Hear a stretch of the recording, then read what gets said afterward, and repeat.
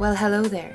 Today's Hell World distraction is brought to you by my face and just skincare chat. Skincare is one of those things we actually have control over. I'm sure some of you have been around these parts for a long time and know that I have a history with really bad acne and, you know, scarring and dryness and stuff, and now I'm 31. I've had a baby recently and I'm struggling a little bit with hydration. You know, I do still have acne scars. I'm using my high quality camera here so you can really see, but I'm doing good on the skincare front. I still don't have any wrinkles. I'm quite happy about that.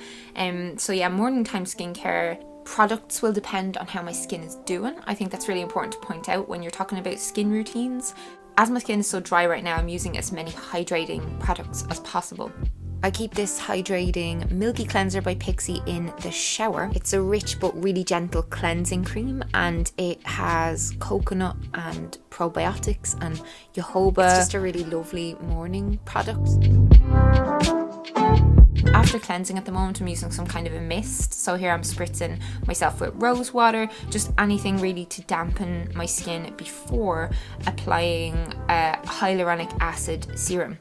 Hyaluronic acid, right? I made a reel about this on Instagram recently, about something I've only recently learned. Like, hyaluronic acid acts like a magnet, right, by attracting moisture to boost hydration on your skin's surface. But if your skin is dry, it can pull residual moisture from deeper layers of the skin to hydrate the surface. When applied properly, hyaluronic acid containing serums can make your skin appear a lot more plump and healthy. I'll always lock in a serum with some kind of thick moisturiser or cream mixed with SPF if the cream itself doesn't contain SPF.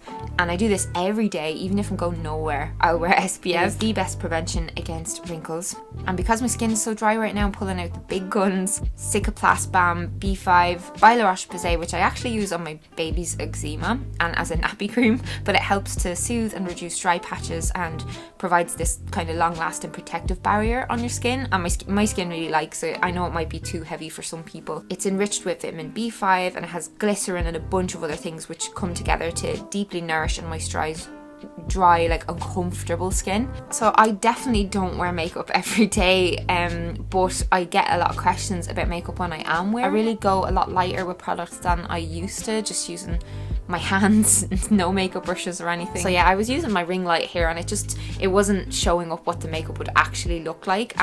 It's a real thing that bothers me about a lot of YouTube channels when like they're drowned out in light and you can't see how the stuff actually looks. Still obsessed with the NARS Creamy Concealer, which I've been using for years. I've been using this foundation now for a few months and it's new to me. I just found it when browsing online one day. It's Estee Lauder's Futurist Hydra Rescue, and it gives just enough coverage for me and my acne scars and any little red patches that I get, but I just love the texture. It's so soft and nourishing feeling for a foundation. It kind of feels a bit more like a BB cream, but this also has extra SPF, so it's kind of like I have a literal black sack around my face protecting me from the sun.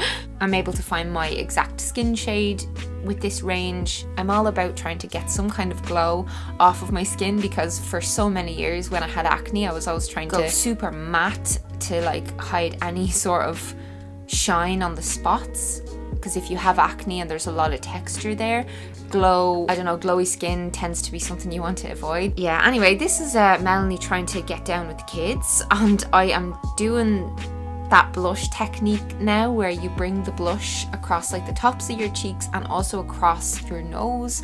This is something that took off like probably, I don't know, maybe a year ago. I'm always late to all the trends, right? But it does actually look really cute and natural with the Benefit cheek and lip tint stuff. Really suits pale complexions. But yeah, oh god, this ColourPop highlight is the butteriest, loveliest highlighter I've ever used, and I was such a hardcore Becca Moonstone fan, but this has taken Becca Moonstone's spot in my makeup bag and will remain there. I accidentally added this to my bag on a ColourPop order and I'm so glad that I did. So I don't know the name off by hand, I'll leave it down in the description box, but big fan of that. And yeah, usually because I kiss my baby an awful lot, I don't wear lipstick very often anymore, so it's usually a tinted lip balm, and this one by Estee Lauder is really natural, kind of brings out the natural colour of my lips. Fake freckles is something I'm new to as well. I had freckles drawn on my face for a photo shoot with Blogosphere magazine a couple of years ago and I loved the look of freckles on me. At the time I had red hair, so it looked a lot cooler. But I often wish I was a natural freckly redhead, but sure. Then I'll do a little bit of brown eyeliner on the waterline at the tops. I'm definitely moving away from the really heavy eyebrow look, and I just kind of fill them in a little bit, just tracing around their natural shape, and then I floof them out a bit with some brow gel. I haven't had my eyebrows tinted or shaped in such a long time because of COVID, so they're kind of a bit shite right now. And then eyeshadow, I just literally pick a palette. This one is gorgeous. All these colours I feel complement my complexion and colouring. This is my internet pal Raw Beauty Christie's collab with ColourPop, and I just use my fingers. Like, I use my fingers for everything now because I don't have much time with a baba. I'll do my makeup usually if he's napping or if he is with his dad, so that's why I don't wear makeup every day, because it just doesn't always work out. But you know, it's kind of shown me I don't really need makeup brushes. Anyway, yeah, always a bit of mascara, and I am one of those people who applies the mascara and then I curl. And I know, like, some people came for me recently for this, saying I'd pull my eyelashes out and stuff like that, but I've kind of always just done it that way and it works for me. So don't try this at home, just showing you what I do. Yeah, don't use powder on my face ever anymore. I just feel like my skin looks so much better without powder. I just mist over my makeup to set it, and I'll show you super up close here. And if you have this on the highest setting that YouTube allows, like, you'll see that even though I have acne scars, I think it looks healthier like this than if I use like stripping products and oil free and loads of powder, you know. Usually during the day I'll have to top up, like I'll have to maybe pat in and around my nose and my smile lines with my finger just to blend everything, and I'll put on a bit more lip balm and I'll spritz my face again just to wake myself up. At night time I do my evening skincare routine, always starting off with a cleansing balm, which I will use twice usually, so I double cleanse. I will use a nice chunk to just break down all of my makeup. I'll massage it in everywhere gently, especially taking care around my eyes. I used to go way too hard around my eye area, but it's really important to avoid tugging and going mad at that area. I'll use any old raggedy face cloth with some warm water to just take all of that gunk away from my skin, and then I will cleanse again. So if you only do this once, you're not really cleaning your skin because there's a layer of like product over your skin. Get it all off and then clean your skin. I don't do this every day, but I'll use a glycolic acid toner a couple of times a week. Glycolic acid has a slight peeling effect, and it can make your skin appear smoother and more even by getting rid of dense skin cells and stuff like that. But you wouldn't really want to overuse this. The most important part of my routine, and something I really look forward to actually every day, is using a nighttime oil. This is Teami's Repair Oil, which fights the appearance of aging or damaged skin. And aside from jojoba oil, which is an oil that's really similar to our own skin oil, so it's a great moisturization option that's non-pore clogging, and as well as vitamin E oil, which is rich in antioxidants with lots of hydrating and protective benefits. This repair oil has chamomile tea flowers in it, giving it a lovely gentle fragrance.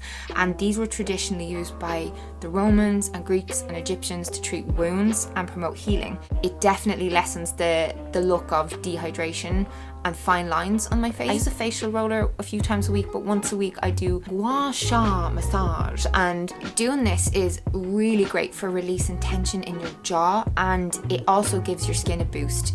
You can do it in less than 5 minutes, you know, 5-10 minutes.